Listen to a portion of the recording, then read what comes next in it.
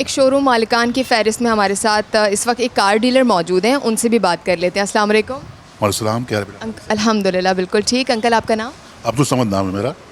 Sir मुझे ये बताइएगा कि वक्त के साथ साथ हम ये देख रहे हैं कीमतें गाड़ियों की मुस्तकिल बढ़ रही हैं, क्या असबाब हैं इनके? क्या आप समझते हैं कि हुकूमत की नाक़िस पॉलिसियाँ हैं? इस वक्त पॉलिसी तो है ही नहीं, क्योंकि मतलब एक तरह से हुकूमत है ही नहीं। तो कहने का मतलब ये कि हालात बड़े, डॉलर जो ना अपनी जगह पर नहीं है। मेन चीज़ तो ये है कि आपका जो भी है इस वक्त, जो हमने यहाँ पे गवर्नमेंट ने पॉलिसी बनाई हुई है वो डॉलर से बनाई हुई है। तो बाहर से माल आपका आएगा, अगर उसके प्राइस एक फ़िक्स होंगे, और कंपनियाँ अक्सर रेट आपको मालूम है बढ़ा देती हैं। अभी कुछ दिनों पहले जो उन्होंने ऑन के चक्कर में इतने प्राइस बढ़ा दिए, 10-10 लाख रुपए गाड़ी में बढ़ा दिए। अब इसके बाद जो मार्केट की वैल्यूएशन जो है वापस पीछे आई हुई है, लोगों की ताकत है नहीं, बाय करने की ताकत है नहीं।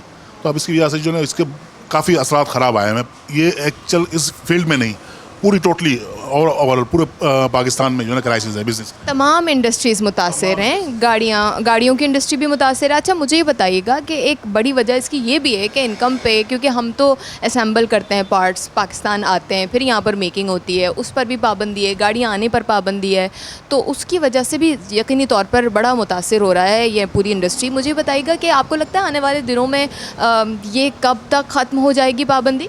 जब तक आपका डॉलर स्टेबल नहीं होता, आपकी करेंसी, मतलब हमारी करेंसी इस वक्त देखिए डिवेल्यू हो गई है, देखा जाए करेंसी का हाल बेनता ख़राब हो गया। जब तक हमारी करेंसी स्ट्रॉन्ग नहीं होती या कुछ बेहतर नहीं होती, तो मुझे नहीं लगता कि, और प्लस जो ना प्राइस इतने इनफ प्राइस बढ़ गए हैं कि जो गाड़ी हमारे यहाँ इस वक्त 40 लाख रुपए की, अपने स्विफ्ट 40 लाख रुपए की इसकी प्राइस कर दी है, यही गाड़ी आप इंडिया से कंपेयर करें तो यहाँ पर आपको 10 लाख की, पाकिस्तानी 10 लाख रुपए की गाड़ी मिलेगी आपको।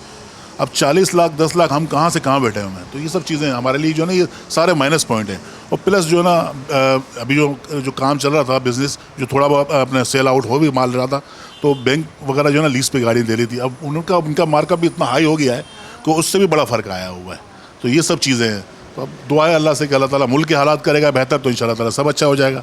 अंकल आपने डॉलर का जिक्र किया था, इसलिए मैं ये पूछना चाहती हूँ कि आपको लगता है कि डॉलर तो खैर पिछली हुकूमत से ही फ्लक्चुएट होना शुरू हो गया था, इमरान हुकूमत से, लेकिन इमरान हुकूमत और मौजूदा हुकूमत को अगर हम नून लीग की हुकूमत को कंपेयर कर लें, तो आपको लगता है कि बेहतरी हुई है? अभी क्या फ़र्क आया है? मुझे तो यही लगता है कि जो हम पहले थे तो बहुत बेहतर थे।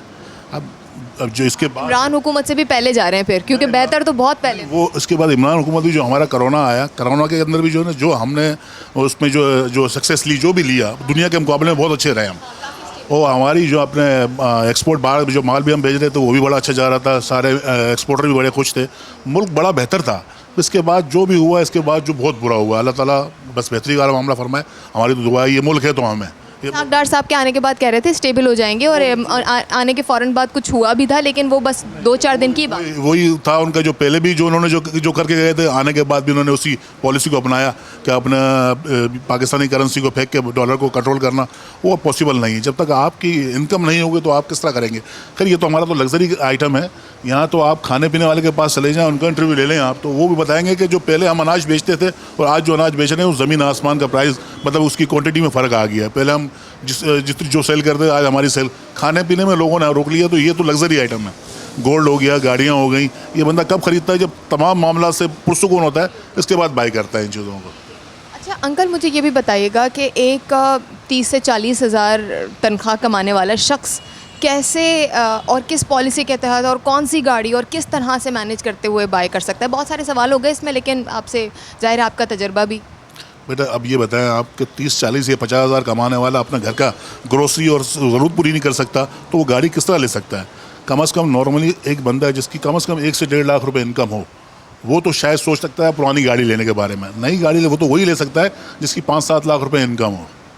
तो पुरानी गाड़ी वही ले सकता है जिसकी 1-1.5 लाख रुपए हो। तो 50 हज़ार वाला तो आप सोच ही सकता है, वो ज़्यादा सोच सकता है कि मैं बाइक ले लूँ, इससे ज़्यादा 4 व्हील में वो नहीं आ सकता।